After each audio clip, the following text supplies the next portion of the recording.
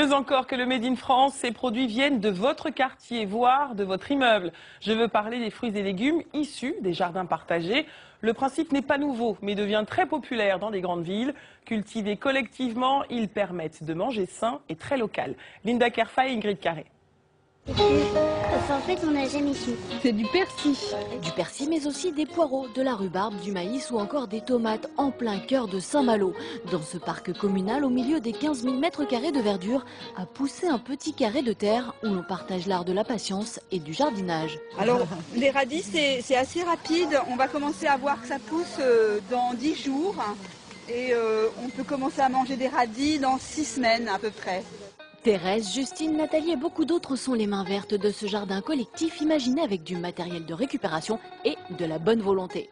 Chacun peut venir semer, planter, entretenir et récolter gratuitement dans ce bac. Tous sont membres d'un mouvement incroyable comestible qui fait germer depuis la crise un peu partout dans le monde un principe simple, on plante, on arrose et on partage. On voit des choses qui ont été récoltées, on voit parfois des tailles qui ont été faites parce qu'il y a des gens qui savent bien tailler les choses, par exemple les tomates, sans qu'on le voit spontanément, mais on voit il y a de la vie, ça passe. Ça passe et ça pousse aussi au pied des immeubles. Thibaut a prévu une soirée pizza, mais il lui manquait quelques herbes et aromates. De la ciboulette plate, de l'origan, en même temps ça fait découvrir les voisins, donc ça partage pour ça et pour le social.